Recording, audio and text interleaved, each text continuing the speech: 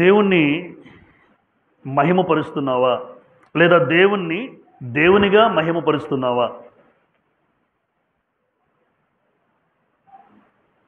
అర్జున్ గారు ప్రార్థన చేస్తూ ఇంతవరకు కీర్తన ద్వారా మిమ్మల్ని మహిమపరిచాము తండ్రి అని అన్నారు. ప్రార్థనలో కీర్తన ద్వారా దేవుని మహిమపరిచాము అని అనుకుంటున్నాం. మనం అనుకుంటున్నాం దేవుడు మహిమపరచబడ్డా అన్నది ఈరోజు మనం ఆలోచిస్తాం. ఎందుకంటే కీర్తనలు అందరూ పాడుతారు. పాడిన ప్రతి ఒక్కరూ కూడా వారి జీవితంలో దేవుణ్ణి మహిమపరిచినట్టు కాదు. ఎందుకు ఇలా అన్నాను అని మీకు సందేహం కలగచ్చు. దేవుణ్ణి మహిమపరిచేవారు ఎలా ఉంటారు? లేదా దేవుణ్ణి మహిమపరచడం అంటే అర్థం ఏంటి? అసలు దేవుడు గ్రంథంలో నన్ను మహిమపరిచేటట్టుగా ఉన్నారు అని లేదా ఉండడం అంటే ఏంటో మనకి ఈరోజు తెలియాలి.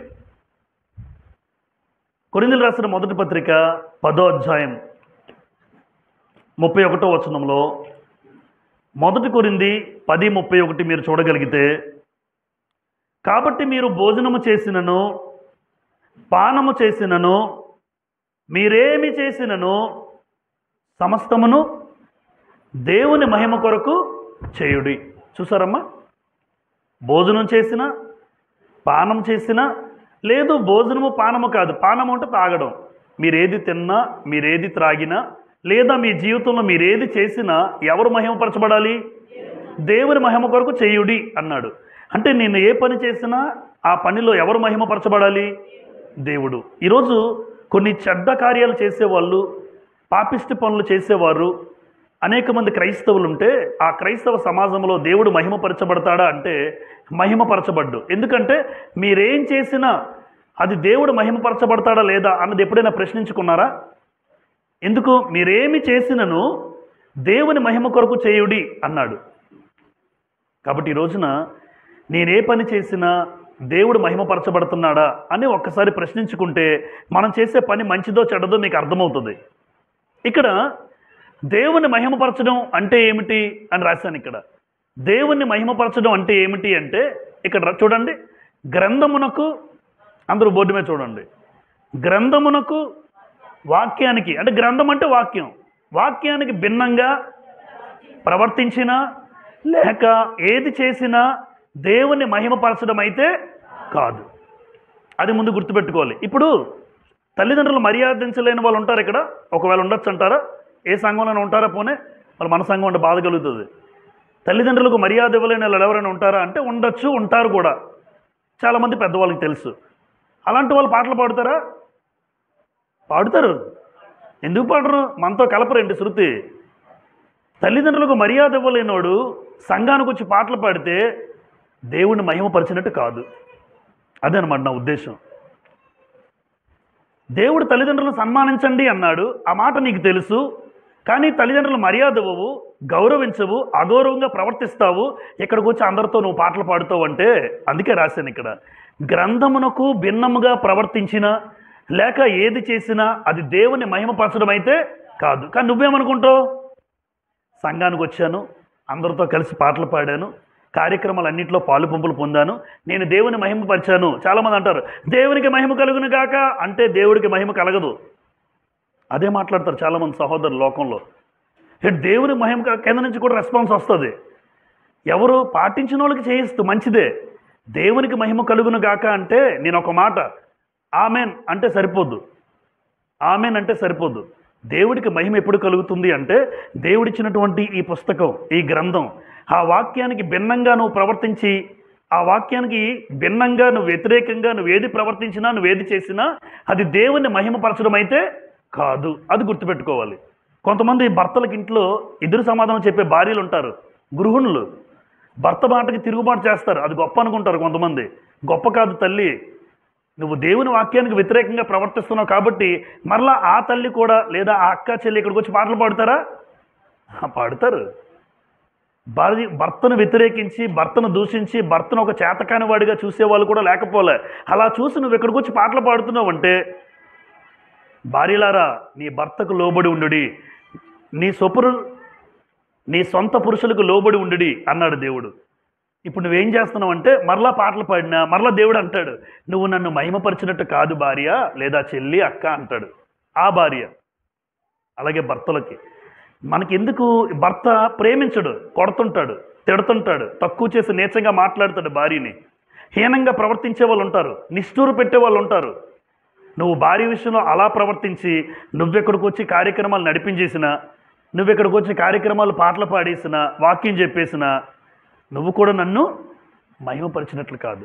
అంటే సింపుల్.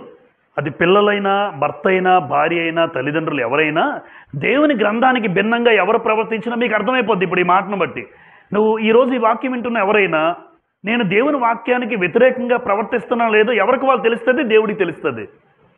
అలా భిన్నంగా ప్రవర్తించి నువ్వు దేవుని కోసం ఏది చేసినా దేవుణ్ణి మహిమపరచడం అయితే కాదు. నెంబర్ 2, దేవుడు చెప్పింది చెప్పినట్లు చేయడమే దేవుణ్ణి. అంతే. నోవాహు దేవుని మహిమపరిచారా? ఎందుకు? ఆజ్ఞాపించిన ప్రకారం యావత్తు ఆయన ఏం చెప్తా చేశాడు నోవాహు.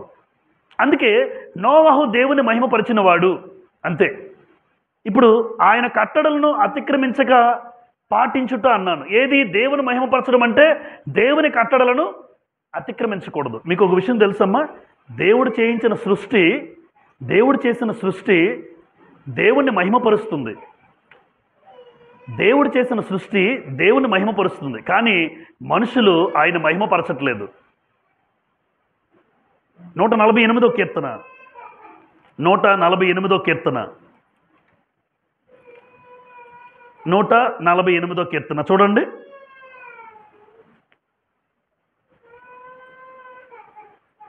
ప్రారంభం నుంచి చదువుతాను నేను.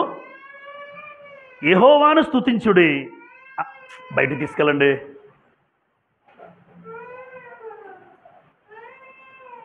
ఆకాశవాసులారా యెహోవాను స్తుతించుడి. ఉన్నత స్థలముల నివాసులారా ఆయనను స్తుతించుడి. ఆయన దూతలారా మీరందరూ ఆయన స్తుతించుడి. ఆయన సైన్యములారా మీరందరూ ఆయన స్తుతించుడి. సూర్యచంద్రులారా, కాంతిగల నక్షత్రములారా, పరమాకాశములారా, యెహోవా ఆజ్ఞ ఇయ్యగా, 5వ వచనం, యెహోవా ఆజ్ఞ ఇయ్యగా అవి పుట్టెను, అవి యెహోవా నామమును స్తుతించునుగాక. ఏవి? సూర్య చంద్ర నక్షత్రాలు, సమస్త సృష్టి దేవుని స్తుతిస్తూ ఉంటే 6వ వచనం, ఆయన వాటిని నిత్య స్థాయువులుగా స్థిరపరిచి ఉన్నాడు, ఆయన వాటికి కట్టడ నియమించెను, ఏదియు దాన్ని. మరి మనం ఎన్నో ఆజ్ఞలు ఇచ్చినా పాటించలేని వారిగా మనం మిగిలిపోతున్నాం ఈ రోజున. అంటే సృష్టిని చూస్తే మనకు ఒక పాఠం దేవుడు నేర్పిస్తున్నాడు. సృష్టిని చూడండి, సూర్యుడిని చూడండి. ఉదయం వస్తాడా, సాయంత్రం నువ్వు వెళ్ళిపోవాలి. సూర్యుడా, సాయంత్రం నువ్వు అస్తమించాలి, అది నీ పని. రాత్రి అయితే చంద్రుడు బయటికి రావాలి, అది నీ పని.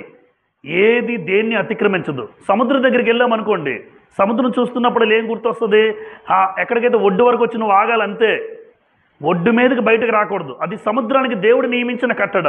చదువుదాం ఇర్మియా గ్రంథం 5:21. ఇర్మియా గ్రంథం 5వ అధ్యాయం. ఇర్మియా గ్రంథం 5వ అధ్యాయం 22. సముద్రము దాటలేకుండానట్లును దాని తరంగములు ఎంత పొర్లినను అవి ప్రబల్లేకయు ఎంత ఘోషించినను దాని దాటలేకయు ఉండినట్లు. చూసారా, సముద్రం దాటదు, అది ఎంత ప్రబలినా ఘోషించినా నిత్య నిర్ణయము చేత దానికి ఇసుకను సరిహద్దుగా నియమించిన నాకు మీరు భయపడరా, ఇదే యెహోవా వాక్కు అన్నాడు. అంటే సముద్రానికి దేవుడు ఏమి నియమించాడు? ఒక కట్టడ. నువ్వు ఒడ్డు వరకు వచ్చి ఆగాలి. ఎప్పుడైనా దేవుడు చెప్తేనే సునామీ లాంటివి వస్తాయి. నువ్వు పైకి రా అంటే వస్తుంది, లేదు అంటే వాస్తవానికి ఇన్ని సంవత్సరాలు అయిపోయింది సముద్రాన్ని చూస్తున్నారు మీరందరూ. వాస్తవానికి సముద్రం పైకి వస్తే ఎవరు సముద్రంకి చూడడానికి ఎవరు వెళ్ళరు. అది ఒడ్డుకొచ్చి ఆగిపోతున్న ఒక ఆలోచన ఉంది కాబట్టి నువ్వు ధైర్యంగా వెళ్ళగలుగుతున్నావు ముందుకి సముద్రం చూడడానికి. అదే సముద్రం చూడడానికి వెళ్తే అందరూ మునిగిపోతారంటే ఎవరు వెళ్తారు చెప్పండి? దేవుడు సముద్రానికి ఒక కట్టడి నియమించాడు. ఆ నిత్య నిర్ణయం ఏదైతే దేవుడిచ్చాడో దానికి కట్టుబడి సముద్రం పాటిస్తుంది. ఎందుకు అంటే నన్ను సృష్టించిన వాడు ఆయన. ఇప్పుడు ఆయన కట్టడలను అతిక్రమించక పాటిస్తున్న వీటన్నిటిని చూస్తే సృష్టిని మీకు ఏమర్థమవుతుంది? సృష్టి అంతా దేవుని ఏం చేస్తుంది? మహిమపరుస్తుంది. అంటే ఆయన మాట వినడం ఆయన మహిమపరచడం, ఆయన మాటను గౌరవించడం ఆయన మహిమపరచడం. ఇంట్లో తల్లిదండ్రుల మాటలు పిల్లలు విన్నారనుకోండి, ఆ తల్లిదండ్రులకు ఏమి ఇచ్చినట్టు చెప్తారు? మీరు గౌరవిస్తున్నారండి. ఆ పిల్లలు తల్లిదండ్రుల మాట జవదాటరు అంటారు మీరు. అంటే ఆ తల్లిదండ్రుల గౌరవం పెరిగిందా తగ్గిందా? పెరిగింది. దేవుని మాటలకు కూడా గౌరవిస్తే ఈ లోకంలో నేను బ్రతికితే ఆ తండ్రికి గౌరవం పెరుగుతుంది నా వల్ల. అంతేగాని ఆయన మాట గౌరవించకపోతే నా వల్ల ఆయనే మహిమపరచబడతాడు, నా వల్ల ఆయనకేం పేరు వస్తుంది? రాదు. కాబట్టి ఆయన కట్టడలను అతిక్రమించక పాటించాలి అన్నాడు. కాబట్టి ఈరోజు దేవుణ్ణి మహిమపరచుట అన్న పాఠానికి అర్థం ఏంటంటే ఆయన వాక్యాన్ని ఏం చేయాలి? వాక్యాన్ని ఏం చేయాలి? ఆయన వాక్యాన్ని అనుసరిస్తే ఆయన వాక్యాన్ని బట్టి దేవుడికి ఏం కలుగుతుంది? అంతేగాని పాటలు పాడి నేను ఒక 100 సార్లు అంటాను సంఘానికి వచ్చి దేవునికి మహిమ కలుగును గాక అని 100 సార్లు అంటాను. అవ్వదు. మీరు వినే ఉంటారు దేవునికి మహిమ కలుగును గాక అని 100 సార్లు అన్నా దేవుడికి మహిమ కలగదండి. ఎప్పుడు మహిమ కలుగుతుంది? ఆయన ఇచ్చిన వాక్యాన్ని గొప్ప చేసి ఆయన ఇచ్చిన వాక్యాన్ని బట్టి నువ్వు నీ జీవితంలో నడుచుకుంటే అప్పుడు దేవునికి మహిమే. ఎందుకంటే చూసిన వాడు అంటాడు, అరే బ్రతికితే అలా బ్రతకాలరా, జీవితం అంటే అలా జీవించాలి అని అంటే అప్పుడు నన్ను బట్టి ఎవరికి మహిమ? అది మహిమ తప్ప 100 సార్లు గొంతు చించుకొని దేవునికి మహిమ కలుగును గాక దేవునికి మహిమ కలుగును గాక అని 100 సార్లు అన్నా దేవునికి మహిమ కలగదండి. అది వ్యక్తిని బట్టి కలగాలి, వ్యక్తి జీవితాన్ని బట్టి దేవుడికి మహిమ కలగాలి. ఆలోచించండి కావాలంటే. అన్నంత మాత్రాన తేలిక కాదు మహిమపరచబడ్డం అంటే. దేవుడు నీ బ్రతుకును బట్టి దేవుడు మహిమపరచబడాలి. అయితే ఇక్కడ ఇశ్రాయేలు గురించి రాశాను మీకు. ఇశ్రాయేలు తమ జీవితంలో దేవుడు ఎన్ని గొప్ప కార్యాలు చేసినా దేవుణ్ణి దేవునిగా మహిమపరచలేదు అని దేవుడు చెప్తున్నాడు వాళ్ళ గురించి. ఈ ఇశ్రాయేలు ఉన్నారే నాకు ఇష్టమైన జనాంగం, నేను ఏర్పాటు చేసుకున్నాను. మొట్టమొదటిగా దేవుడికి నచ్చిన జనాంగం, దేవుడు ఏర్పాటు చేసుకున్న జనాంగం ఎవరు? ఇశ్రాయేలు. అలాంటి ఇశ్రాయేలు దేవుని విషయంలో ఎలా ప్రవర్తించారో దేవుడు ఏమన్నాడంటే పౌలు గారి ద్వారా రోమీలకు రాసిన పత్రిక దేవుడు ఎంత బాధతో అన్నాడో మీరు ఆలోచించండి ఈ మాట. రోమపత్రిక 1వ అధ్యాయం 21 చూస్తారా? రోమ 1:21. మరియు వారు దేవుని ఎరిగి ఆయనను దేవునిగా మహిమపరచలేదు. ఆ మాట చూడండి. వారు దేవుని ఎరిగి ఎవరు? ఇశ్రాయేలు దేవుని ఎరిగారు. దేవుడు అంటే ఎవరో తెలుసు. ఎర్ర సముద్రం నుంచి పాయలు చేస్తే ఆ కార్యాన్ని చూశారు, బండలోంచి నీళ్లు రప్పిస్తే తిన్నారు, ఆకాశంలో మన్నాను కురిపిస్తే తినేశారు, ఆఖరికి పూరేళ్ళు నాన్ వెజ్ కూడా ఇచ్చాడు దేవుడు వాళ్ళకి. నాన్ వెజ్ అన్నీ ఇచ్చాడు, అన్నీ తాగారు, అన్నీ తిన్నారు, ఏది కావాలంటే అది అనుభవించారు వారి జీవితంలో. అయితే వారు దేవుణ్ణి ఎరిగి ఏమన్నాడు 1:21లో? వారు దేవుణ్ణి ఎరిగి దేవుణ్ణి దేవునిగా మహిమపరచలేదు. ఇదే పాఠం రాశాను నేను. దేవుణ్ణి దేవునిగా మహిమపరచలేదు అంటే దేవుణ్ణి దేవునిగా మహిమపరచాలి. పాఠం దేవుణ్ణి దేవునిగా మహిమపరచాలంటే వాక్యం చెప్పినట్లు నువ్వు చేయాలి. వాక్యం ఏదైతే దేవుడిచ్చాడో అలా ప్రవర్తించాలి.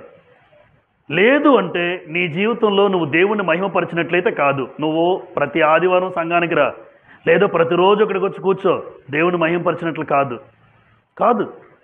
వచ్చి కూర్చొని వెళ్ళిపోతున్నావు. ఒక అబ్బాయి స్కూల్కి వచ్చాడు మా దగ్గరికి. రోజు స్కూల్కి వస్తాడు, కానీ నా మాట విండు, హోంవర్క్ చేయడు. మీరు చెప్పండి ఇప్పుడు. రోజు స్కూల్కి వచ్చి కూర్చుంటాడు, నేను చెప్పిన పాఠం విండు, అది ఎటో చూస్తుంటాడు, నా మాట విండు, పైగా నేను ఇచ్చిన హోంవర్క్ కూడా రాయడు. అప్పుడు నిజంగా నాకేమనిపిస్తుంది? అరే ఎందుకు వచ్చాడు, దాని బదులు ఇంటి దగ్గర ఉండిపోవడం మంచిది కదా అనిపిస్తుంది నాకు ఒక టీచర్గా. ఎందుకంటే ఏది వచ్చావంటే ఏదో వినాలి కదా, విన్నావంటే ఏదో రాయాలి కదా. నువ్వు వినవు రాయవు, అలాంటప్పుడు నువ్వెందుకు ఇక్కడ స్కూల్కి వచ్చి అనిపిస్తుంది. మరి దేవుడు కూడా ప్రతిరోజు వస్తున్నాం, ప్రతిరోజు వింటున్నాం.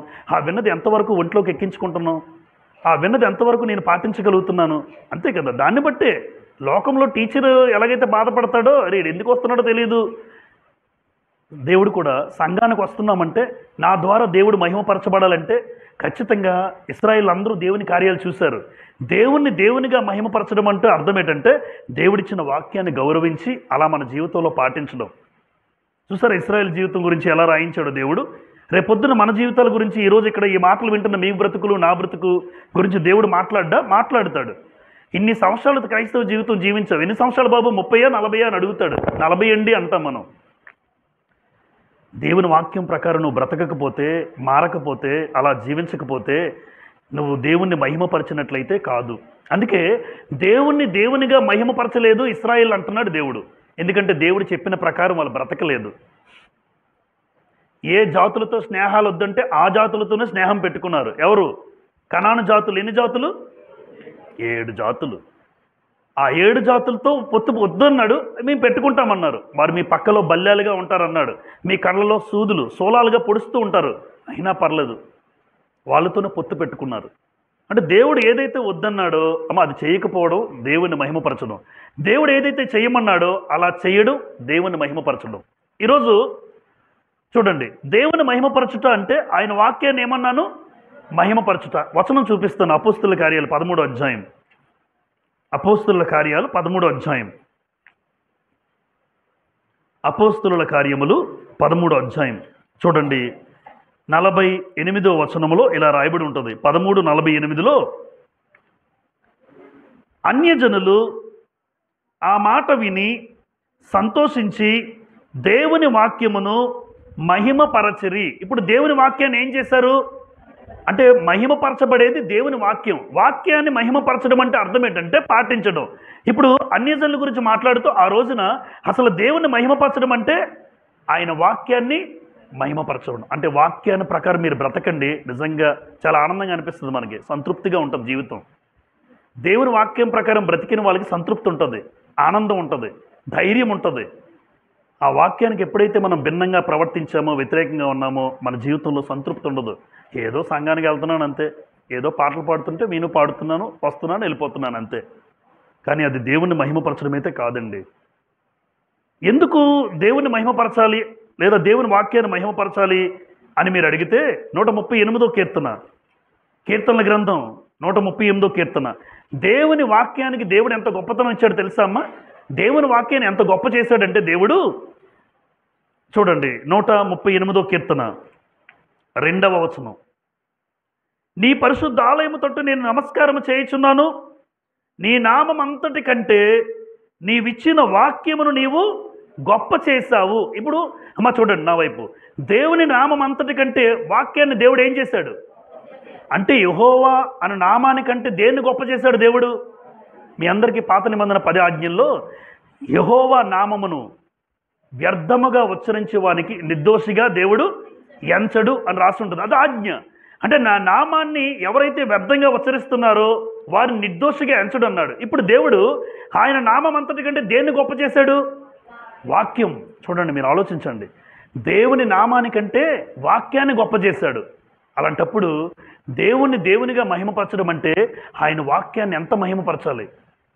అసలు ఈరోజు 66 పుస్తకాలు మన చేతుల్లోకి రావడానికి ఎంతమంది ప్రాణాలు బలైపోయారో, ఎంతమంది ప్రాణాలు పెట్టారో అది మనకు అర్థమైతే, ఈ పరిశుద్ధ గ్రంథం ఈరోజు తేటగా సింపుల్గా ఊపుకుంటూ వచ్చి చదువుకుంటూ కూర్చేస్తున్నాం, మనం చదివేస్తున్నాం, పక్కన పెట్టేస్తున్నాం ఈ గ్రంథాన్ని. దీనికోసం ఎంతమంది త్యాగమో, ఎంతమంది మరణమో, ఎంతమంది రక్తం చిందించారో మనకు అర్థమైతే నిజంగా దేవుడిచ్చిన వాక్యం అంత గొప్ప చేశాడు దేవుడు.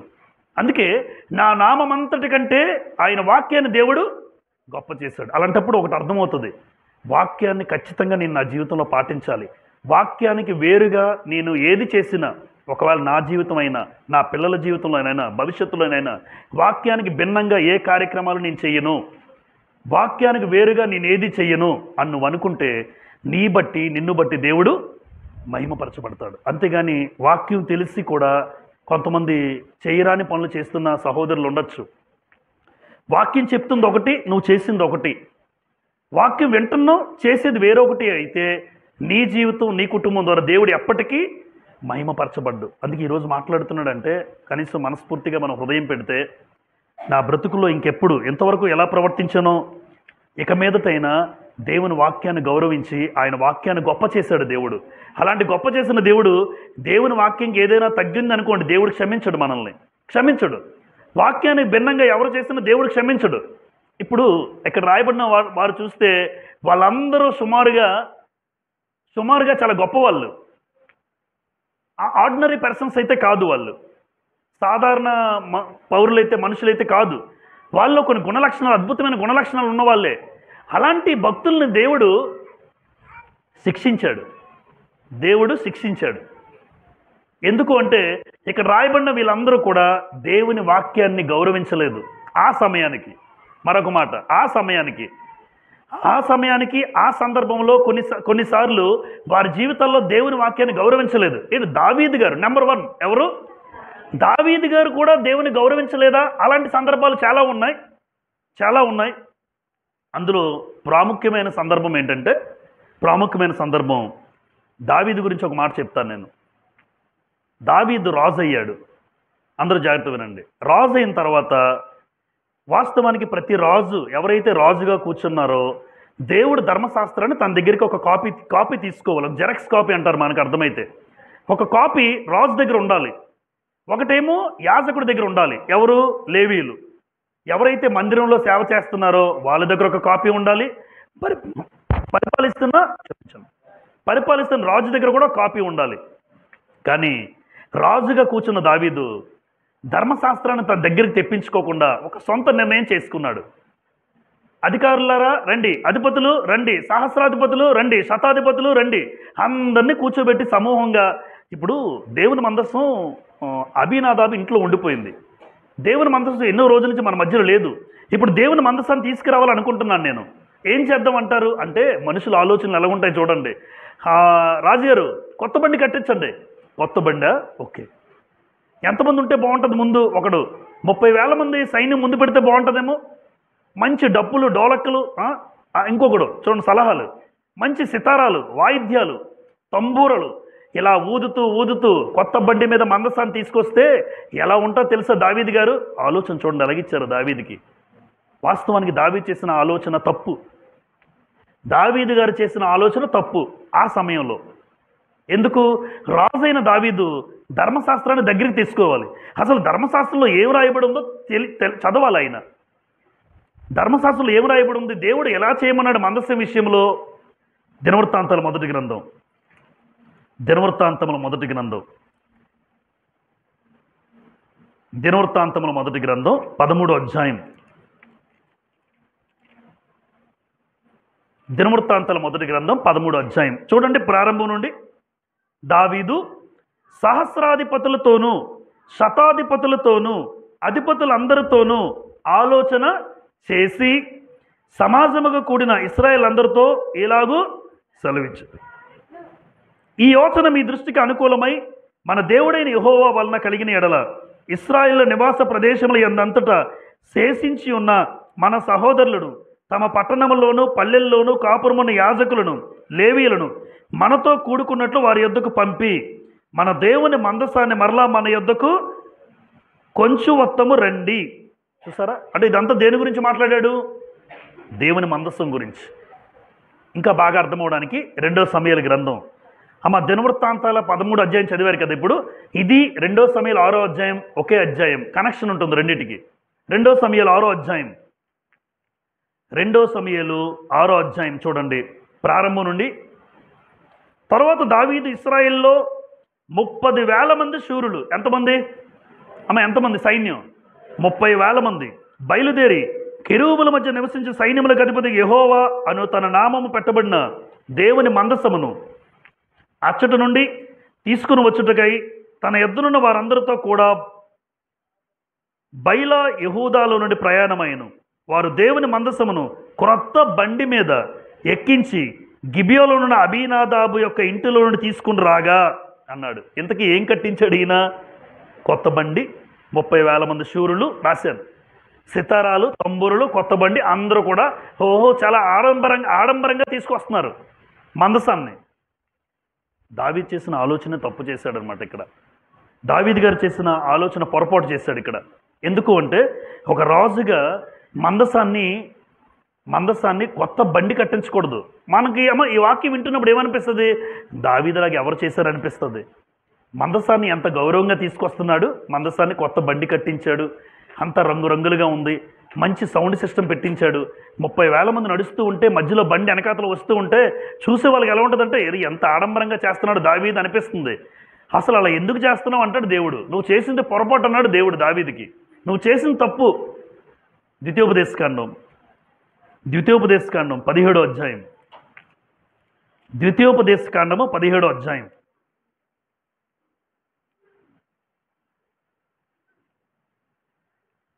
17వ అధ్యాయం చూడండి. ద్వితీయోపదేశకాండం 18వ వచనం. మరియు అతడు రాజ్య సింహాసనమందు ఆసీనుడైన తరువాత లేవీయులైన యాజకుల స్వాధీనములోనున్న గ్రంథమును చూచి ఆ ధర్మశాస్త్రమునకు ఒక ప్రతిని తన కొరకు వ్రాసుకొనవలెను, అది అతని యొద్ద ఉండవలెను అన్నాడు. చూసారా? ఒక రాజుగా నియమించబడినవాడు దావీదే గారు కాదు. ఆయన తర్వాత ఏ రోజైనా కూడా రాజ్యం మీద నియమించబడితే ఖచ్చితంగా ఏం చేయాలంటే ఒక ధర్మశాస్త్రాన్ని తన దగ్గర ఉంచుకోవాలి. ఒక కాపీని అది ఆయన దగ్గర ఉండాలి, రాజు దగ్గర. కానీ అది దావీదు గారి దగ్గర లేదు. అసలు ఆయన ఆలోచన చేశారో లేదో మనకు తెలియదు. కానీ చేసిన పొరపాటు మాత్రం క్లియర్గా దేవుడు రాయించాడు. ఇలా చేయడం పొరపాటు దావీదు, నువ్వు చేయడం తప్పు చేసావు. దానికి శిక్ష దావీదు మీద పడకుండా తర్వాత ఉన్నటువంటి ఎవరి మీద పడింది? ఉజ్జా మీద పడిపోయింది. చదువుదాం 2 సమూయేలు గ్రంథం 6వ అధ్యాయం. 2 సమూయేలు గ్రంథం 6వ అధ్యాయం 4వ వచనం. దేవుని మందసం గల ఆ బండిని గిబియాలోని అబీనాదాబు ఇంటి నుండి తీసుకుని రాగా అయ్యో దాని ముందర నడిచెను. దావీదును ఇశ్రాయేలు అందరూ సరళ వృక్షపు కర్రతో చేయబడిన నానా విధములైన సితారాలు, స్వరమండలపు తంబూరలు, మృదంగములు, పెద్ద తాళములు వాయించుచు, ఎంత ఆర్భాటంగా వస్తుందో మీరు ఆలోచించండి. ఆ రోజున యెహోవా సన్నిధిని నాట్యమాడుచుండిరి. డ్యాన్సులు కూడా వేస్తున్నారు వీళ్ళు. డ్యాన్సులు వేసుకుంటూ, తాళాలు వాయిస్తూ, డప్పులు వాయిస్తూ, సితారాలు, తంబూరలు, మృదంగాలు, ఎంత పెద్ద సౌండో చూడండి. అవన్నీ నడుస్తున్నాయి. మధ్యలో మందసం వస్తుంది. 30,000 మంది నడుస్తూ ఉన్నారు. చూసే వాళ్ళందరికీ ఎంత గొప్పగా తీసుకొస్తున్నాడు రా దావీదు. రాజు అంటే ఇలా ఉండాలి. మనుషులకి అనిపిస్తుంది అలాగా, దేవుడికి అది నచ్చదు. చూడండి ఏమైందో. 6వ వచనం. వారు నాకోను కళ్ళమ్మ దగ్గరికి వచ్చినప్పుడు ఎడ్లకు కాలు జారినందున ఉజ్జా చేయి చాపి దానిని దేవుని మందసాన్ని పట్టుకొనగా యెహోవా కోపము ఉజ్జా మీద రగులుకొనెను. అతడు చేసిన తప్పును బట్టి దేవుడు ఆ క్షణమందే అతన్ని మొత్తగా అతడు అక్కడనే దేవుని మందసమునొద్ద పడి చనిపోయెను. 8. యెహోవా ఉజ్జాకు ప్రాణోపద్రవము కలుగుజేయగా దావీదు వ్యాకులు పడి ఆ స్థలమునకు పెరెజ్ ఉజ్జా అని పేరు పెట్టెను. 9. ఆ దినమున యెహోవా మందసం నా యొద్ద ఎలాగుండును అనుకుని దావీదు యెహోవాకు భయపడ్డాడు. ఉజ్జా చనిపోయాడు. కళ్ళ ముందు చూసేశాడు దావీదు. బాబు, మందసం నా దగ్గర వద్దు, దేవుని మందసం నా దగ్గర వద్దు అని భయపడ్డాడు దావీదు. అందుకోసం 3 నెలలు హిత్తీయుడైన ఒబేదెదోము ఇంట్లో పెట్టేస్తారు. ఒబేదెదోము ఇంట్లో అంటే చూడండి, ఇద్దరూ చేసిన పొరపాటు చెప్తాను. ఇప్పుడు దావీదు పొరపాటు మీరు విన్నారు. ఏం పొరపాటు దావీదు చేశాడు? దేవుడు మహిమపరిచాడా? లేదు. దేవుణ్ణి మహిమపరిచాడా దావీదు? లేదు. ఎందుకు మహిమపరచలేదు? సొంత నిర్ణయం తీసుకున్నాడు, మనుషుల నిర్ణయం తీసుకున్నాడు, మనుషుల ఆలోచనలు తీసుకున్నాడు. అది తప్పు. దేవుడి నిర్ణయాన్ని నువ్వు అడగాలి. ఈరోజు దీని నుంచి మనం ఏం నేర్చుకోవాలి? మీ కుటుంబంలో కానీ, మీ జీవితాల్లో కానీ మీరు ఏ పని చేసినా, ఏ కార్యం చేసినా ఇది చెయ్యొచ్చా చేయకూడదని దేవుడిని అడగండి. దేవుడిని అంటే గ్రంథాన్ని అడగండి. మీకు తెలియకపోతే గ్రంథం తెలిసిన వారిని అడగండి. బ్రదర్, సిస్టర్, లేదా ఇది చెయ్యొచ్చా చేయకూడదా? ఎందుకంటే దేవుని తెలుసుకున్నాం. ఒకవేళ మాకు తెలియకపోతే మేము చెప్పండి. మేము దేవుని మహిమపరచాలని కుటుంబంగా మా కుటుంబం ఉండాలనుకుంటున్నాం. ఇప్పుడు దావీదు చేసిన నిర్ణయం దేవుడు మహిమపరచబడలేదు, శిక్ష వచ్చింది. వాస్తవాన్ని దావీదు కలగాలి. దేవుడు దావీదుని కనికరించాడు. దావీదు దేవునికి ఇష్టానుసారుడు అని రాసింది గ్రంథంలో. ఆయన ఉద్దేశాలని చేసేవాడే, గొప్పవాడే. యుద్ధము నాది కాదు యెహోవాదే అన్న గొప్ప ఆ బలవంతుడు, లేదంటే దేవుడు అంత భక్తుడు చేసిన పొరపాటు. అందుకే ఎప్పుడు అమ్మా మన జీవితంలో మీరైనా ఈరోజు ఈ వాక్యాన్ని బట్టి సొంత నిర్ణయాలు ఎప్పుడు తీసుకోకండి. ఏదైనా మీ కుటుంబంలో శుభకార్యం చేయాలన్నా అది చేయొచ్చా చేయకూడదని గ్రంథాన్ని అడగండి. గ్రంథాన్ని బట్టి చెయ్యండి. లేదా మీరు ఏది చేసుకుంటే మీ ఇష్టానుసారంగా అది దేవుడిని మహిమపరిచినట్టయితే కాదు. దావీదు కూడా అలాగే అనుకున్నాడు. కొత్త బండి కట్టించేస్తే బాగుంటుంది అనుకున్నాడు. ఆయన 30,000 మంది నడుస్తూ ఉంటే సౌండ్ సిస్టమ్ పెడితే దేవుడికి గొప్ప కలుగుతుంది అనుకున్నాడు దావీదు. తప్పున ఆయన కలగదు. అది దావీదైనా, మీరైనా, నేనైనా దేవుడు చెప్పినట్లు చేయకపోతే అది దేవుడిని మహిమపరిచినట్టయితే కాదు. అందుకే గ్రంథమునకు భిన్నంగా ప్రవర్తించినా, ఏది చేసినా అది దేవుని మహిమపరచడం అయితే కాదు. ఈ సందర్భంలో దావీదు గారు చేసిన పొరపాటు, దావీదు గారు చేసిన సొంత ఆలోచన, మనుషులను బట్టి ఆలోచన చేస్తాడు. అమ్మ, ఈరోజు మీ కుటుంబాల్లో కానీ ఎక్కువ శాతం ఎలా చేస్తారు చెప్పండి? అత్త ఏం చేయమంటావు? తాతయ్య ఇది చేద్దామా? వీళ్ళని అడుగుతాం మనం. వాళ్ళు దేవుడికి తెలియని వాళ్ళు, దేవుడు అంటే తెలియని వాళ్ళు. దేవుడు అంటే తెలిసి అనుభవం ఉన్న తాతయ్య, నాయనమ్మ అంటే వెరీ గుడ్. దేవుణ్ణి ఎరగలేని వాళ్ళ దగ్గరికి వెళ్ళి బ్రదర్ ఏం చేయమంటారు, ఇలా చేయాలనుకుంటున్నాం మా ఇంట్లో కుటుంబం, వాళ్ళని అడిగితే వాళ్ళేం చెప్తారు. కానీ వాళ్ళు చెప్పే పని నువ్వు చేయడం వల్ల నీ దేవుడు ఏమవ్వడు? ఖచ్చితంగా చెప్తున్నాను, ఖచ్చితంగా దేవుడు మహిమపరచబడ్డు. వాక్యం తెలిసిన బ్రదర్స్ని ఎవరైనా అడగండి మీరు. దేవుడు మహిమపరచబడాలి అంటే నా జీవితంలో నా సొంత ఆలోచన లేదా మనుషులు బట్టి ఆలోచించకుండా దేవుని వాక్యం చెప్తుందా, అలా చేద్దాం. ఇప్పుడు ఉజ్జా ఏమయ్యాడు? అక్కడికక్కడ చనిపోయాడు. ఎందుకు అంటే ఉజ్జా దేవుని మందసాన్ని ఏం చేశాడు? దేవుని మందసాన్ని ముట్టుకొని తప్పు చేశాడు. వాస్తవానికి మందసాన్ని ముట్టుకోకూడదు, మందసాన్ని ఎవరూ టచ్ చేయకూడదు. ఒకే వ్యక్తి, ఒక సమూహం కహతీయులు. కహతీయులు మీరందరూ బోర్డు మీద చూడండి. లేవీయులకి 3 కొడుకులు. లేవీకి ఎంతమంది కొడుకులు? గెర్షోను, కహతీయులు, మెరారి. ఇప్పుడు ఈ 3లో కూడా కహతీయులు మాత్రమే మందసాన్ని ముట్టుకోవాలి. అది కహతీయులు మాత్రమే ముట్టుకోవాలి. ఒకవేళ వీళ్ళు ముట్టుకోకూడదు, వీళ్ళు ముట్టుకోకూడదు. అదేంటి, లేవి పిల్లలే కానీ దేవుడు ఏర్పాటు అది. కహతీయులు మాత్రమే ముట్టుకోవాలి, అది కూడా వాళ్ళ భుజాల మీద మొయ్యాలి, పల్లకి మోసినట్టు. దేవుని మందసాన్ని భుజాల మీద మొయ్యాలి. సంఖ్యాకాండం ఒకసారి చదువుదాం, చరిత్ర జ్ఞాపకం చేస్తాను ఒకసారి. సంఖ్యాకాండం 4వ అధ్యాయం, సంఖ్యాకాండం 4వ అధ్యాయం 15వ వచనం చూడండి. సంఖ్యాకాండం 4:15. దండు ప్రయాణమైనప్పుడు అహరోనును అతని కుమారులు పరిశుద్ధ స్థలమును పరిశుద్ధ స్థలం యొక్క అన్నిటినీ కప్పుట ముగించిన తరువాత కహతీయులు దాన్ని మోయ రావలెను. దేవుడు రాయించాడమ్మా, దేవుడు రాయించారా? ఎవరు మొయ్యాలి? కహతీయులు మొయ్యాలి. కహతీయులు మొయ్యాలి. కహతీయులు మొయ్యాలి అంటే లేవికి పుట్టారు కదా, గెర్షోనీయులు కానీ మెరారీయులు కానీ మొయ్యడానికి అవకాశం లేదు. కహతీయులు మాత్రమే మొయ్యాలి. మోషే కహతీయుడు, మోషే అహరోన్లు కహతీయులు. అంటే అందులో మీకు అర్థం అవడానికి, అందులో మోషే ఏ కుటుంబానికి చెందినవాడు అంటే మోషే కహతీయుల వంశానికి చెందినవాడు. కహాతు వంశం నుంచి మోషే వచ్చాడు, అహరోను వచ్చారు. అందుకే వాళ్ళు ముట్టుకోవచ్చు, వాళ్ళ మందస్సు విషయంలో ముట్టుకోవచ్చు. దేవుడు అవకాశం ఇచ్చాడు కహతీయులకి. 7వ అధ్యాయం సంఖ్యాకాండం 7:9. సంఖ్యాకాండం 7:9. కహతీయులకి ఇయ్యలేదు, ఏలైనగా పరిశుద్ధ స్థలపు సేవ వారిది, తమ భుజముల మీద మోయుటయే వారి పని గనుక. ఎవరు? కహతీయులు ఎక్కడ మోయాలి? అంతే. ఇంకెవ్వరు బండి కట్టించాడు ఈయన.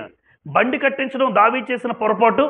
ఆ బండి కట్టించిన తర్వాత పడిపోతుంటే మందసాన్ని ముట్టుకోవడం ఉజ్జా చేసిన పొరపాటు. ఇప్పుడు దావీదు దేవుణ్ణి మహిమపరచలేదు, అక్కడ ఉజ్జా కూడా దేవుణ్ణి మహిమపరచలేదు. ఎందుకంటే ముట్టుకోకూడదు, ముట్టుకున్నావు.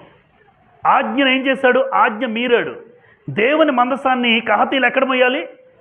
అంతే, భుజాల మీద మోసుకెళ్ళాలి. అది వాళ్ళు మాత్రమే. ఇంకా దానికి భిన్నంగా వాక్యానికి వేరుగా చేసిన దావీదు, అలాగే వాక్యానికి వేరుగా ప్రవర్తించిన ఉజ్జా జీవితాలు చూడండి ఏమయ్యాయో. దేవుని వాక్యాన్ని ఉన్నదున్నట్టుగా గౌరవించడం, అలా చేయడమే దేవుని మహిమపరచడం. ఈ సందర్భంలో దావీదు దేవుని మహిమపరచలేదు, ఉజ్జా కూడా దేవుణ్ణి మహిమపరచలేదు. నెంబర్ 3 మోషే గారు. మోషే గురించి రాయబడిన స్టేట్మెంట్ ఏంటమ్మా గ్రంథంలో? నా ఇల్లంతటిలో, ఎవరు?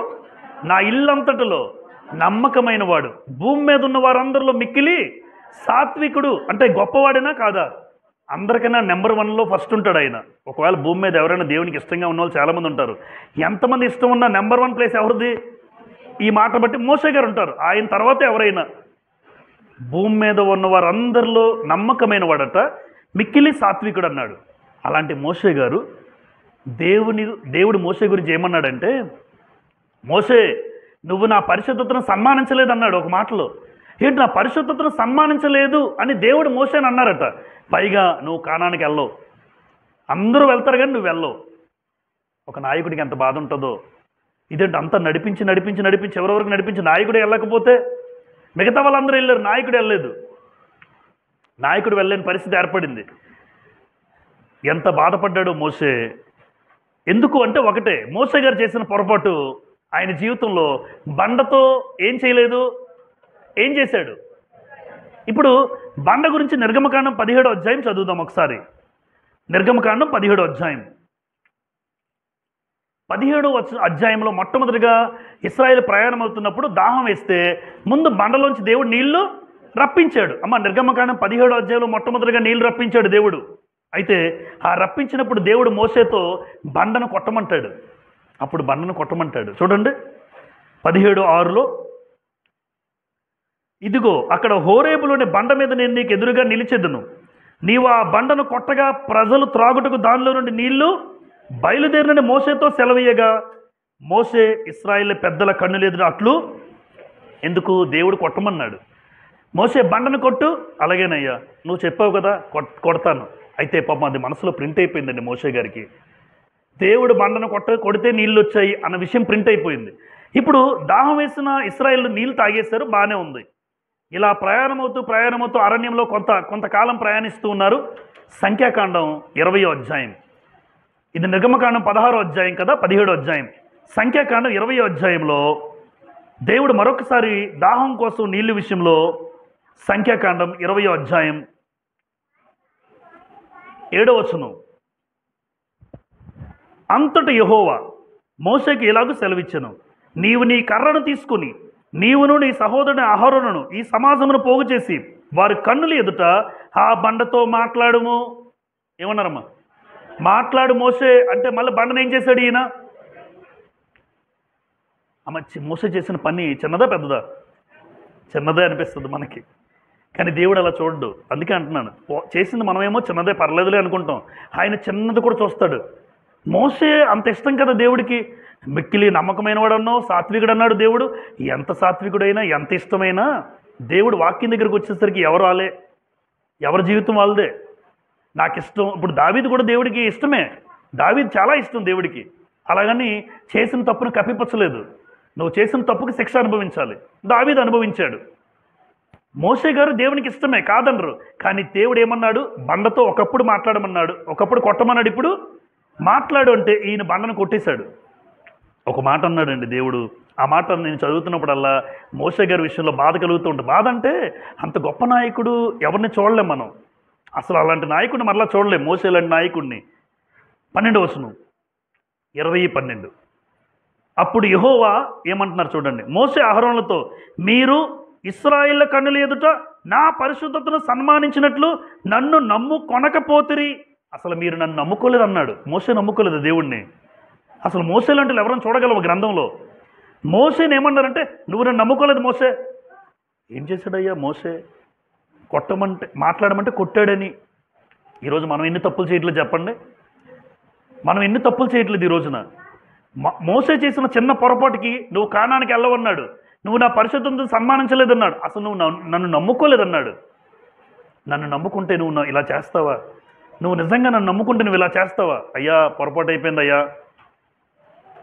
ఆఖరికి మోషేకి చెప్పేశాడు, నువ్వు కానాన్లోకి వెళ్ళవు, చూస్తావు కానీ దూరం నుంచి కానాన్ని నువ్వు వెళ్ళలేవు. అయితే ఇదంతా మనసులో పెట్టుకున్న మోషే మరొకసారి దేవుడు మారుతాడేమోనని మరొకసారి రిక్వెస్ట్ పెడతాడు, పిటిషన్. దేవుడి దగ్గరికి వెళ్తాడు మరలా, ద్వితీయోపదేశకాండం. దేవుడి దగ్గరికి వెళ్ళి, చాలా రోజులైంది కదా, దేవుడు ఒకవేళ మరలా కనికరించి నన్ను కూడా కానాల్లో, ఆ రోజు చెప్పాడు దేవుడు, ఒకసారి చెప్తే అది ఖచ్చితంగా జరిగి తీరుతుంది అంతే. దాని మాట మార్చేవాడు కాదు దేవుడు.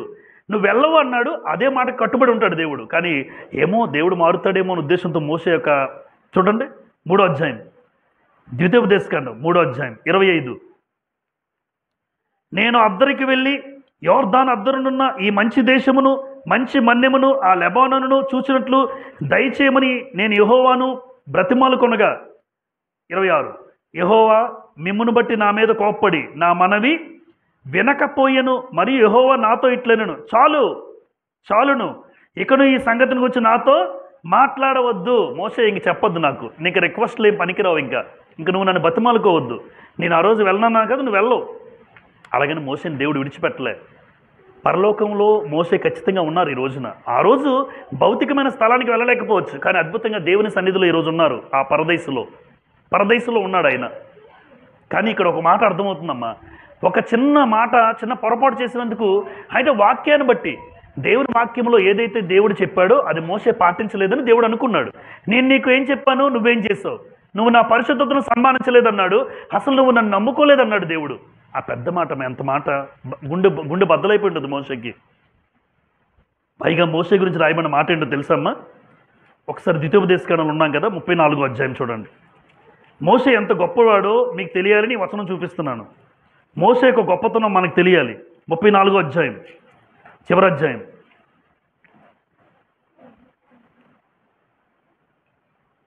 12వ వచనం చివరి మాట. వాటి విషయంలో, ఆ బాహుబలం అంతటి విషయంలో మోషే ఇశ్రాయేల్ జనులందరి కన్నుల ఎదుట కలుగు చేసిన మహాభయంకరమైన కార్యముల విషయంలో యెహోవాను ముఖాముఖిగా ఎరిగిన మోషే వంటి ఇంకొక ప్రవక్త ఇశ్రాయేల్లో ఇదివరకు పుట్టలేదు. అసలు అలాంటి ప్రవక్త పుట్టలేదట ఇశ్రాయేల్లో. అంత గొప్ప ప్రవక్త, అంత గొప్ప నాయకుడు. ఎర్ర సముద్రం పాయలు చేసింది ఎవరు? దేవుడు ద్వారా ఎవరు? మోసే చేశారు. అంటే అన్ని గొప్పగా ఒకటా రెండా ఎన్నో గొప్ప కార్యము చేసుకొచ్చిన మోసే ఒక్క మాట వినలేదని, నువ్వు నన్ను సన్మానించలేదు, నువ్వు నన్ను నమ్ముకోలేదు అని దేవుడు మోసేతో అన్నాడంటే ఈరోజు మనం ఎలా ఉన్నాం? అందుకే దేవుని వాక్యాన్ని ఎంత జాగ్రత్తగా మనం పాటించాలో మన జీవితంలో అలవాటు చేసుకుంటే చేయగలను. కష్టమైతే కాదు. ఉన్నది ఉన్నట్టుగా ఇందులో ప్రకారం నేను బ్రతుకుతాను అనుకోవడం పెద్ద కష్టమేం కాదు. నువ్వు కష్టం అనుకుంటున్నావు, ఎందుకంటే లోకాన్ని చూస్తున్నావు కాబట్టి. అందరూ అలా ఉన్నారు, నేను అలా లేను, నువ్వు కంపారిజన్లు ఎప్పుడైతే పెట్టుకున్నావో, ఎదుటి వాళ్ళతో ఎప్పుడైతే పోల్చుకుంటున్నావో నువ్వు అలా బతకలేవు. ఇంకా నేను ఇలా బతుకుతాను, ఎవరు ఎలా ఉన్నా నాకు అనవసరం, నేను వాక్యాన్ని బట్టి నడుస్తాను. ఎందుకు అంటే వాక్యాన్ని బట్టి నడిస్తేనే దేవుడు మహిమపరచబడతాడు. ఏదున్నా లేకపోయినా నేను వాక్యాన్ని గౌరవిస్తాను అని మనం అనుకోవాలి. మోషే లాంటి ప్రవక్తలు కూడా దేవుడు రాయించాడంటే అలాంటి ప్రవక్త లేడు అని దేవుడే రాయించాడు. కానీ అలాంటి మోషే కూడా కానానికి దేవుడు వెళ్ళనివ్వలే. ఈరోజు మనం ఎన్నో తప్పులు చేస్తుంటే మనం పరలోకం వెళ్తామమ్మా? ఊహించండి ఒకసారి. ఆయనకి భౌతికమైన కానాను దూరం అయింది, మనకి ఆత్మ సంబంధమైన కానాను పరలోకం నేను వెళ్ళగలనా? అసలు నేను వెళ్ళగలనా? అడుగు పెట్టగలనా? ఎందుకంటే ఎన్నో తప్పుల మీద తప్పులు, పాపం మీద పాపాలు ఎన్నో చేస్తున్నాం మన జీవితాల్లో. నెంబర్ 4, నాదాబు. వీళ్ళిద్దరి గురించి బాగా తెలుసు మీ అందరికీ. అహరోను పిల్లలు కదమ్మా వీళ్ళిద్దరు, నాదాబు అబీహులు. అహరోనుకి మొత్తం ఎంతమంది పిల్లలు? 4. నాదాబు, అబీహు, ఎలియాజరు, ఈతామారు, 4 పిల్లలు. అహరోనుకు ఉన్నటువంటి 4 పిల్లల్లో పెద్దవాళ్ళు వీళ్ళిద్దరు. ఇప్పుడు వాస్తవానికి అహరోన్ తర్వాత ఎవరు చేయాలి యాజకత్వం? నాదాబు, అబీహులే. ఎందుకంటే దేవుడు ఏర్పాటు అది. నా తర్వాత మీరే. అయితే అహరోన్ తర్వాత వీరు ఒక రోజు ఏం చేశారంటే, నాదాబు, అబీహులు దేవుడు పిలిపించాడు, ధూపం వేయాలి, దేవుని సన్నిధిలో ధూపం వేయాలనే ఉద్దేశంతో వాళ్ళు కూడా పాపం గ్రంథాన్ని చదవలేదండి. యాజకుల దగ్గర కూడా ఏముండాలి?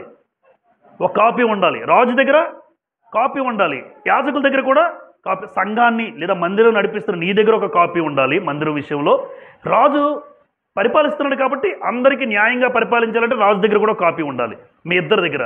మరి అహరోన్ దగ్గర కూడా ఏముండాలి? ఒక జెరాక్స్ కాపీ ఉండాలి, లేదా ఒరిజినల్ ప్రింట్ ఉంటుంది వాళ్ళ దగ్గర. ఇప్పుడు అహరోను చదవాలి, నాదాబు, అబీహులు కూడా చదవాలి. కానీ ఏం జరిగిందో మనకు తెలియదు. నాదాబు, అబీహులు ఏం చేశారంటే, ధూపం వేయడానికి అగ్గి నిప్పులు ఎక్కడి నుంచి తీసుకురావాలి? ఇక బలిపీఠం ఇక్కడ ఉంటుంది, ఆ బలిపీఠం దగ్గరికి వెళ్ళి ఆ నిప్పులు తీసుకొచ్చి ఇక్కడ ధూపం వేయాలి. వీళ్ళు ఏం చేశారు? నిప్పులు ఎక్కడవో తీసుకొచ్చారు బయట నుంచి. దేవుడు గ్రంథంలో ఏమి రాయించాడంటే, నిప్పులు ఎక్కడవో తీసుకురాకూడదు, ఇగో బలిపీఠం బయట ఉంది కదా, ఆ బలిపీఠం నుంచి నిప్పులు తీసుకురండి, ఇక్కడే నా ప్రత్యక్ష గుడారంలోంచి బలిపీఠం నుంచి నిప్పులు తీసుకురావాలి. వీళ్ళు రాయబడిన మాట ఎక్కడి నుంచో బయట నుంచి తీసుకొచ్చారట, నిప్పులే. కానీ బయట నుంచి తీసుకొచ్చారని అక్కడికక్కడ నాదాబు, అబీహులు చంపేస్తాడు. కాలి బూడిదైపోతారు. పరిస్థితులు అలా ఉంటాయి, కాలిపోతారు. లేవికాండం 10వ అధ్యాయం, లేవియ కాండం 10వ అధ్యాయం చూడండి. లేవియ కాండము 10వ అధ్యాయం చదువుతాను ప్రారంభం నుండి. అహరోను కుమారులైన నాదాబు, అబీహులు తమ తమ ధూపార్తులు తీసుకొని వాటిలో నిప్పులుంచి వాటి మీద ధూపద్రవ్యము వేసి, అమార్ చూడండి తర్వాత అందరూ బైబిల్స్. యెహోవా తమకు ఆజ్ఞాపింపని వేరొక అగ్నిని ఆయన సన్నిధికి తేగా. అమ్మ ఆజ్ఞాపించాడా? ఆజ్ఞాపించలేదా? ఆజ్ఞాపింపని, దేవుడు చెప్పలేదు. దేవుడు చెప్పలేని వేరొక అగ్నిని ఆయన సన్నిధికి తేగా. 2వ వచనం, యెహోవా సన్నిధి నుండి అగ్ని బయలుదేరి వారిని కాల్చివేసెను. వారు యెహోవా సన్నిధిని మృతి పొందిరి. కళ్ళెదురుగానే కొడుకులు చనిపోతే ఏ తండ్రికి ఎలా ఉంటుందో మీరు ఆలోచించండి. కళ్ళ ముందు కొడుకు చనిపోతే ఏ తల్లిదండ్రులు పిచ్చోళ్ళు అయిపోరు? ఈరోజు యవనస్తులు ఇష్టానుసారంగా బైక్స్ మీద తిరిగి, ఒక ఆయన మా అపార్ట్మెంట్ పక్కన బాగా బండి కొనిచ్చారు, తిరిగి తిరిగి తిరిగి గుద్దేశాడు, చచ్చిపోయాడు. తల్లిదండ్రులు ఇద్దరు పిచ్చోళ్ళు అయిపోయారు. మా ఇంటి పక్కనే ఉంటారు అపార్ట్మెంట్ వాళ్ళు. వాళ్ళు అది ఏం మాట్లాడుతున్నాడో తెలియట్లేదు. 21 సంవత్సరాల కుర్రోడికి, 21 యవనస్తుడేనా? కళ్ళ ముందు ఆ కొడుకు చనిపోతే వీళ్ళు తట్టుకోలేకపోయారు. ఎవరు తట్టుకోగలరు చెప్పండి? అహరోను పిల్లలు కూడా యాజకత్వం చేస్తున్నారు. నా పిల్లలు అలా నిశ్చేష్టుడైపోయాడు అహరోను. దేవుని దగ్గర ఎవరు మాట్లాడగలరు? ఎవరూ మాట్లాడలేరు. ఇటుపక్క అహరోను, అటుపక్క మోసే, ఇద్దరు స్టన్. ఎందుకు ఇలా అయిపోయింది పరిస్థితి? ఇద్దరు కూడా అగ్ని వచ్చిందట, కాల్చేసిందట ఇద్దరిని.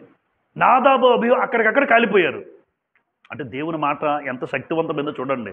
ఈరోజు మనకి తేలిగ్గా ఉంది, ఎందుకంటే ఏ శిక్ష నీ మీదకి రావట్లేదు కాబట్టి, ఏ ఇబ్బంది నీకు రావట్లేదు కాబట్టి దేవుని వాక్యం చదువుతాను, వెళ్ళిపోతాను, నేను అలా బ్రతుకుతాను నువ్వు అనుకుంటున్నావు. ఒక రోజు నువ్వు వచ్చిన శిక్ష నువ్వు తట్టుకోలేవు. ఆ రోజు కళ్ళ ముందు జరిగిపోయింది. అందుకే నన్ను అడిగితే అలా ఉంటేనే మంచిది అనిపించింది నాకైతే.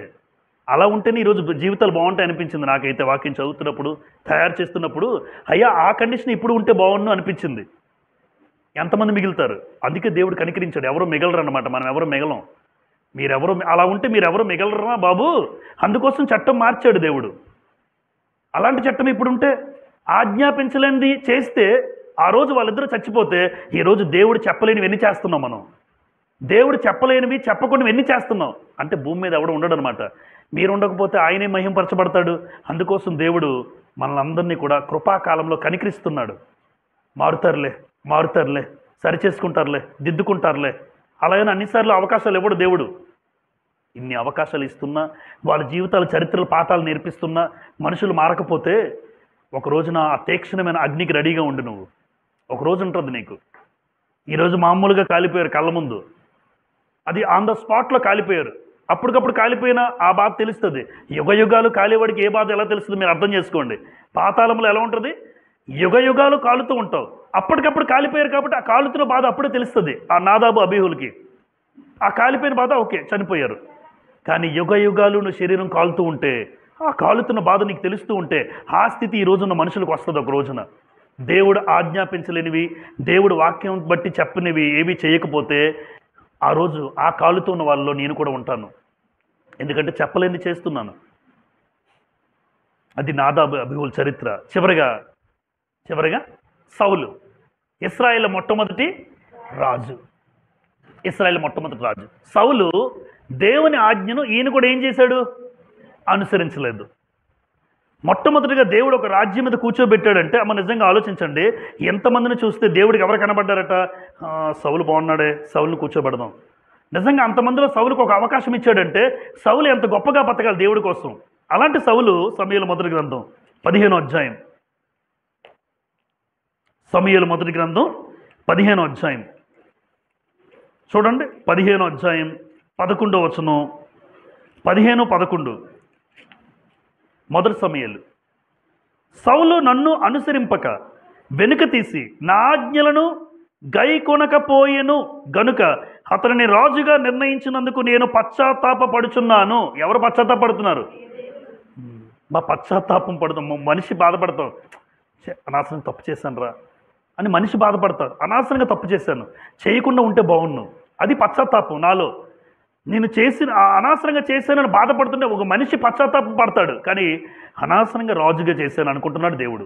అసలు ఈ వ్యక్తిని కూర్చోబెట్టినేంటి రాజుగా? దేవుడు పశ్చాత్తాపడుతున్నాడు. ఆ స్థితికి తెచ్చాడు సౌలు. అంటే దేవుడిచ్చిన ఆజ్ఞను వెనక్కి తీశాడు. సౌలు ఏం చేసిన పని మీ అందరికీ తెలుసు. రాసుకున్న తర్వాత చూడండి. మొదటి దినవృత్తాంతాలు 10వ అధ్యాయం 13వ వచనం. మీరు తర్వాత చూడండి. మొదటి దినవృత్తాంతములు 10వ అధ్యాయం 13వ వచనంలో సౌలు కర్ణ పిశాచాల దగ్గరికి వెళ్ళాడు. సోది చెప్పుకున్న వాళ్ళ దగ్గరికి వెళ్ళాడు. దేవుడు, ముహూర్తాలు చూస్తావా సౌలు? మంచి దినాలు పాటిస్తావా? అందుకోసం నిన్ను చంపేస్తానన్నాడు. దేవుడు చంపేశాడు సౌల్ని. దేవుని మాటకు వ్యతిరేకంగా భిన్నంగా ప్రవర్తించిన మొట్టమొదటి ఇశ్రాయేలు రాజు చంపబడ్డాడు. దేవుడే చంపించాడు. అవును, దేవుడే చంపించాడు. నేను చెప్పలేని మాట నువ్వు చేసావు, నా మాట నువ్వు వినలేదు. సమూయేలు మొదటి గ్రంథం 15:22 చూడండి. దేవుడికి ఏది ఇష్టమో చెప్పాడు అక్కడ. 22. అందుకు సమూయేలు తాను సెలవిచ్చిన ఆజ్ఞను ఒకడు గైకొనుట వలన యెహోవా సంతోషించినట్లు అన్నాడు. ఆ వచనం చివరి మాట చూడండి అమ్మా. 22 చివరిలో మాట వినుట శ్రేష్టం. దేవుడికి ఏది ఇష్టం? మాట వినుట శ్రేష్టం. ఇప్పుడు సౌలు మాట వినలే, అందుకే మాట వినుట శ్రేష్టం అన్నాడు దేవుడు. సౌలు ఇశ్రాయేలు మొట్టమొదటి రాజు అయినా దేవుని ఆజ్ఞను వ్యతిరేకించాడు, దేవునికి వ్యతిరేకంగా బ్రతికాడు, దానికిచ్చిన ఆధిక్యతను కోల్పోయాడు. అందుకే దేవుడు సౌలుని పక్కన పెట్టి దావీదును కూర్చోబెట్టాడు. ఎవరినైనా తీసేస్తాడండి అమ్మా, ఎవరినైనా తీసేస్తాడు. ఒక ఆయన అచ్యుతాపురంలో సంఘం స్టార్ట్ చేద్దామని వచ్చాడు ఒక ఆయన, క్రీస్తు సంఘం. నాకు తెలిసి వచ్చినప్పుడు దేవుడు ఎప్పుడు సంఘమే లేదు ఆయనకి. నువ్వు దేవుని కోసం మహిమగా పనిచేయాలి తప్ప దేవుని రాజ్యాన్ని ఏలుబడి చేస్తాను నేను ఇలాగా అలాగా అనుకుంటే అసలు ఇప్పుడు ఒకరు కూడా వెళ్ళట్లేదు సంఘానికి. తను తన భార్య అంతే. సంఘం విషయంలో ఎప్పుడు కూడా జాగ్రత్తగా ఉండాలి. దేవుని మాటల ప్రకారం నువ్వు బ్రతకాలి తప్ప నేను ఇచ్చేసేస్తాను అది చేసేస్తాను అలా చేస్తాను ఇలా చేస్తాను అసలు నువ్వు భూమి మీద ఉండకుండా ఉండాలి. జాగ్రత్త. నువ్వు ఉంటావో లేదు జాగ్రత్త. ఎంత దారుణమో. ఇప్పుడు చాలామంది అడుగుతుంటే ఆయన ఉన్నాడా అంటే ఆయన ఎక్కడున్నాడు మాకే తెలియదు. అలాంటి పరిస్థితికి వెళ్ళిపోయాడు ఆయన. భయంకరమైన పరిస్థితి తీసుకెళ్ళిపోయాడు. దేవుడే దేవుడే ఆజ్ఞను అనుసరించకపోతే, ఆయన మాట వినకపోతే, ఆయన మాట వినుట శ్రేష్టం అన్నాడు. అందుకే సౌలు లాంటి వాడినే తప్పించేశాడండి. ఈరోజు మేమెంత ఆఫ్టర్ ఆల్ నువ్వు దేవుని మాట వినకపోతే నిన్ను తప్పించి మరొకరిని కూర్చోబెడతాడు దేవుడు. నువ్వేం గొప్పోడు కాదే. రాజునే దింపేసి మరొకరిని ఆయన కూర్చోబెట్టాడు. దేవుని సేవ చేసే ప్రతి వ్యక్తిలో కూడా దేవుడు చెప్పేది ఏంటంటే, సేవ చేస్తున్నావంటే జాగ్రత్త. సేవ చేయడం ఆయన ఆజ్ఞను బట్టి అనుసరించి నువ్వు చేస్తూ ఉండాలి సేవని. లేదు అంటే నిన్ను తప్పించి మరొకరిని కూర్చోబెడతాడు. నువ్వు పెద్ద గొప్పడువు కాదు, ఘనుడు కాదు. ఎప్పుడు కూడా వాక్యానికి భయపడుతూ సేవ చేయాలి. సేవకుడికి అది ఉండాలి. వాక్యానికి భయపడుతూ సేవ చేయాలి.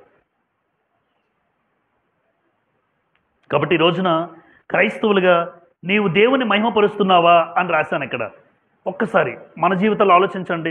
ఎంతమంది జీవితాలు మీ కళ్ళ ముందు పెట్టినప్పుడు చిన్న చిన్న పొరపాట్లు చేసిన వారినే దేవుడు మీరు నన్ను సన్మానించలేదు అని మోసేని అన్నాడు. అసలు నువ్వు నమ్ముకున్నావా మోసే అని అంటే మిమ్మల్ని అంటే ఎలా ఉంటుంది? ఎలా ఉంటుంది? అమ్మా మీరు దేవుని నమ్ముకున్నారు కదా, ఇంకోళ్ళు అంటారు మనల్ని, నువ్వు దేవుని నమ్ముకుని ఎలా చేసేవేంటి అని అనరా? దేవుని నమ్ముకున్నవాడు ఎలా చేసి ఆ రోజు మోసేని అంటుంటే మోసేకి ఎలా ఉంటుందో మీరు ఊహించండి ఒకసారి. అసలు నువ్వు నమ్ముకున్నావా? అసలు నమ్ముకోకుండా ఎంతకాలం అంతమందితో మాటలు పడి లక్షల్లో సైన్యాన్ని నడిపిస్తానా? మోసే నడిపిస్తాడమ్మా? ఇటు ఆయన నమ్ముకోకుండా లక్షల్లో అలా ఎన్ని మాటలు అన్నారో, ఎన్ని దూషించారో, సనుక్కున్నారో, గొనుక్కున్నారో, ఎన్ని తిట్టారో. కొన్నిసార్లు వెళ్ళిపోదాం అనుకున్నాడు సేవ వదిలేసి. అన్నీ భరించుకుని వెళ్తున్నాడే. అలాంటి వ్యక్తిని నువ్వు దేవుని నమ్ముకోలేదంటే ఎలా ఉంటుంది? కానీ మనసులో పెట్టుకున్నాడు, తన తప్పు తను తెలుసుకున్నాడు నిజంగా మోసే. అంటే దేవుడిచ్చిన వాక్యాన్ని గౌరవించకపోతే, దేవుడిచ్చిన వాక్యం ప్రకారం నువ్వు బ్రతకకపోతే జాగ్రత్త, నువ్వు దేవుణ్ణి మహిమపరిచినట్టయితే కాదు. అందుకే అంటున్నాను, పిల్లలకి చెప్తుంటాను ఎప్పుడున్నా, మీ తల్లిదండ్రులకి గౌరవించరు కానీ ఇక్కడికి వచ్చి పాటలు పాడుతారు. మీ పాటలు దేవుడు విండు. మీరు ఎంత గొప్పగా గొంతు చించి అరిచేసినా దేవుడు విండు. అప్పుడు మీకేమనిపించాలి? ఇంటి దగ్గర తల్లిదండ్రులకు గౌరవించాలరా బాబు, వాళ్ళు గౌరవించి వాళ్ళ మాట విని నేను అన్ని చెయ్యాలని మీకు అనిపించాలి. లేదు మీకు ఇంకా మీరు అలాగే ఉన్నారనుకోండి, మీ ఇష్టం. మీరు ఎన్నిసార్లు వస్తారు వెళ్తారు అంతే. మీరు అసలు దేవుని దృష్టిలో కూడా మీరు ఉండరు. అలాంటి పరిస్థితి పిల్లలు తెచ్చుకోకూడదు. ఒక భర్తగా భార్యగా నాకు ఏ ఆజ్ఞలు ఇచ్చాడు దేవుడు? ఎవరికి మళ్ళీ అనుకోండి, నాకేమిచ్చాడు? భార్య విషయంలో నువ్వెలా ఉన్నావు, భర్త విషయంలో నువ్వెలా ఉన్నావు తల్లి, నువ్వెలా ఉన్నావు తండ్రి. ఒక్కసారి ఎవరికి వాళ్ళు మీరవి పాటించకుండా దేవుని వాక్యాన్ని మహిమపరుస్తున్నామంటే అది నిజంగా పొరపాటే, మహిమపరచలేనట్లే. నేను అనుకుంటున్నాను దేవుని మహిమపరిచామని అనుకుంటున్నాం అంతే నేను కూడా. కానీ ఎలా ప్రవర్తిస్తున్నానో, ఎలా జీవిస్తున్నానో, భార్య దగ్గర ఎలా ఉంటున్నానో, పిల్లల దగ్గర ఎలా ఉంటున్నానో, సంఘస్థుల దగ్గర ఎలా ఉంటున్నానో, సహోదరులతో ఎలా ఉంటున్నానో అన్నది దేవుడు చూస్తున్నాడు. లేదా సంఘములో దాటి బయటకు వెళ్ళిన తర్వాత ఉద్యోగస్తులు అయితే ఎంత మారిపోతున్నారో, అక్కడికి వెళ్తే వాళ్ళే ప్రవర్తిస్తారట, ఇక్కడికి వెళ్తే వీళ్ళే ప్రవర్తిస్తారట. ఎవరో చూడలేదు అనుకుంటున్నారు. మళ్ళీ ఎన్నోసార్లు చెప్తాను, ఎవరో చూడకపోయినా ఆయన చూస్తున్నాడు. నువ్వు ఆయన మహిమపరుస్తున్నావో లేదో ఆయనకి నీకే తెలుసు. ఖచ్చితంగా తెలుస్తుంది. మీ గుండె చప్పుడు అంతా మీకు అర్థమవుతూ ఉంటుంది. నిజంగా దేవుణ్ణి మహిమపరచట్లేదు నేను, నా బ్రతుకలా లేదు, నా జీవితం అలా లేదు, అందరి ముందు ఏదో వేషధారణలా కొనసాగుతున్నాను అంతే. నిజంగా దేవుని మహిమపరిచే వారిగా మనం ఉండగలగాలి అమ్మా. ఎందుకు అంటే దేవునిగా మహిమపరచడము అంటే అర్థం ఏంటంటే ఆయన చెప్పిన వాక్యానికి, ఇచ్చిన వాక్యానికి భిన్నంగా ఏది నీ జీవితంలో చేయకూడదు. ఆయన కట్టడలు సృష్టి నేర్పిస్తుంది, సముద్రం నేర్పిస్తుంది, ఆకాశము, సూర్యచంద్రులు, వీళ్ళందరూ దేవుడిచ్చిన కట్టడలు అతిక్రమించలేదు అంటే అర్థం ఏంటంటే అవి దేవుని మహిమపరుస్తుంటే వాటన్నిటికంటే శ్రేష్టమైన జన్మ మానవ జన్మ. అలాంటి మానవ జన్మ ఇచ్చిన నేను ధన్యుడిని, మీరు ధన్యులు. అలాంటి గొప్ప జన్మను పొందుకుని మనం దేవుని మహిమపరచకపోతే సృష్టి నుంచి కూడా దేవుడు పాఠాలు నేర్పిస్తున్నాడు. చూడండి ఒకసారి సూర్యుడిని, రాత్రి ఉంటానంటే దేవుడు ఒప్పుకోడు, నువ్వు వెళ్ళిపోవాలి కిందకి, సముద్రం ఆగిపోవాలి. దాని నిర్ణయం అది. అంటే ఇన్ని నేర్పిస్తున్న పాఠాలను బట్టి ఒక మానవ జన్మ ఎత్తిన వాడిగా, దేవా నిన్ను మహిమపరిచే విధంగా నువ్వు ఇచ్చిన వాక్యాన్ని గౌరవించి అలా నేను బ్రతుకుతాను, ఇందులో రాయించిన ప్రకారం నేను బ్రతుకుతాను, నా పిల్లల్ని అలా నడిపించుకుంటాను, నా కుటుంబాలను నడిపించుకుంటాను, నీ వాక్యానికి భిన్నంగా మా కుటుంబంలో ఏ కార్యాన్ని నేను చేయను, అలా మీరు ఉండండి. నిజంగా మీరు దేవుని మహిమపరిచినట్లు. ఓపికతో మీ అందరికీ ప్రభువుపేట వందనాలు చెల్లిస్తున్నాను.